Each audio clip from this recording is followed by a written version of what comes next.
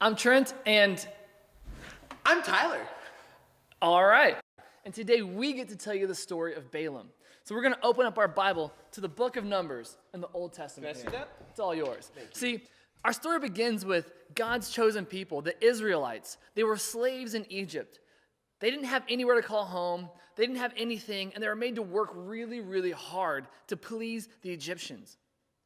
But God helped take care of them. He brought them out of Egypt, out of slavery, escaped from the evil Pharaoh, and off they went into the desert, where they spent 40 long years wandering the desert, waiting for God to lead them to the promised land. 40 years in the desert. 40 years?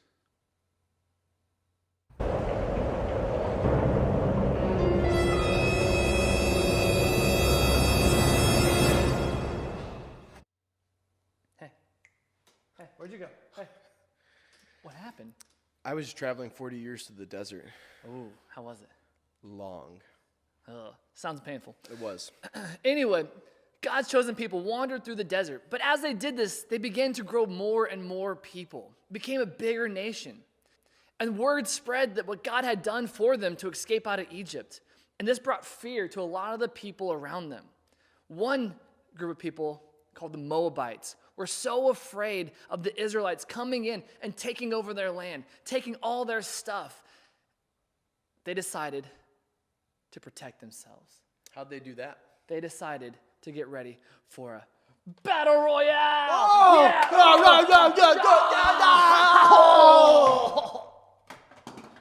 Anyway, That was cool. they were preparing for the worst. So to get ahead of this, they decided to call in a man named Balaam. Kind of unknown for us, but Balaam was known to have special powers.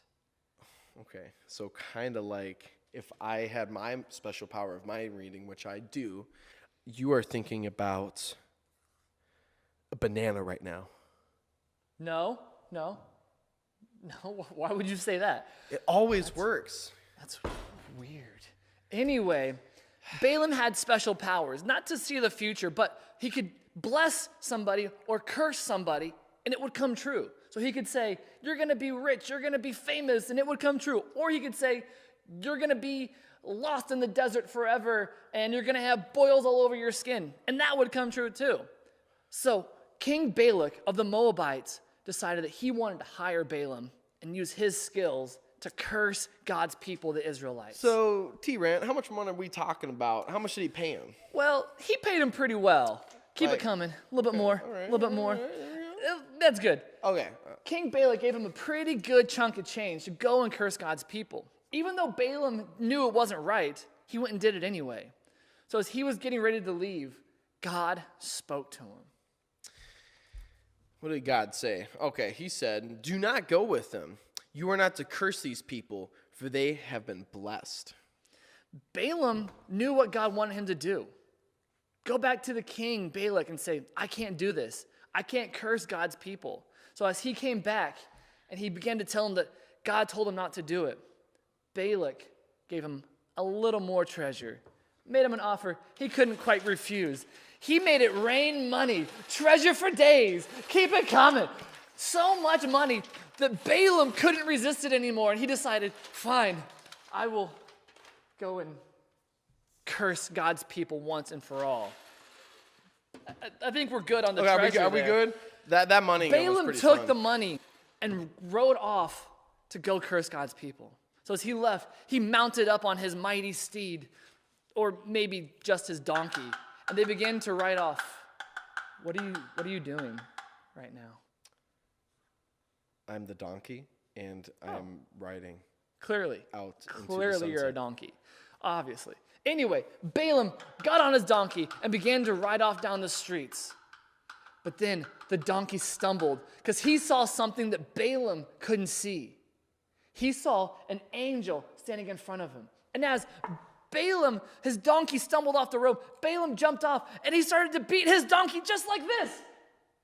Well, kind of like that, but he got after it. The donkey got back on the road and off their road to go curse God's people, even though they weren't supposed to. And as they were going through the town, they went through a narrow area where the donkey again saw the angel, stumbled, and smashed Balaam's leg. Balaam jumps off the donkey and begins to beat it again. The donkey gets back on the road, and off they rode again. And for a third time, the donkey this time just lays down in the road when he sees the angel of the Lord standing there. Balaam gets off his donkey, and again, he begins to beat his donkey. But this time, God gave the donkey a special gift. God opened the mouth of the donkey, and the donkey began to talk. Are you kidding me, Trent? The donkey's talking, man! How does that even work? With his lips. And he said to him, he says, "Why are you beating me? Why do you beat me? Haven't I been your donkey for years, and have I ever done this?" Balaam says, "No." That's all he says. That's a talking donkey. It really does say it in here, Trent. Yeah, I know.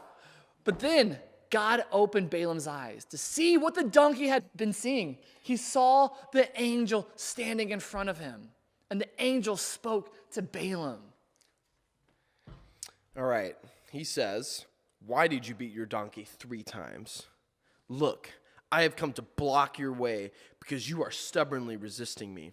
3 times the donkey saw me and shed away. Otherwise, I would have certainly killed you and spared the donkey."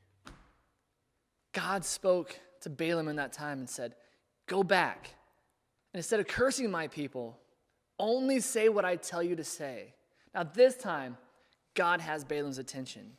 Balaam goes back to King Balak and says, "I can only say what God tells me to say." Balaam, standing out, looking over the massive amount of Israelites, begins to talk and can only bless God's people. Balak got so mad, they told him, "Do it again." Took him to a new spot. And again, Balaam blessed God's people. A third time, Balak made Balaam go out and speak a curse, but he could only say a blessing. Balak, so angry, yelled at Balaam. Balaam turned around and cursed Balak. Wow. Now the curse that was meant for the Israelites were on the Moabites, and the blessing was on God's people. Okay, so what you're telling me is you have a guy that's got special powers, and the king hires him to do bad. But you know what? God stops him and says, "You know what? You're gonna bless my people." Yeah. That's essentially what happened. So even though all these bad things were intended for the Israelites, God's chosen people, God was protecting them. Yeah. And wishing them good. Yeah. God provided for him the whole Wow. time and took care of the people who love and obey him. That's unbelievable. That's how our story ends for today. And now, guys, it begins for you.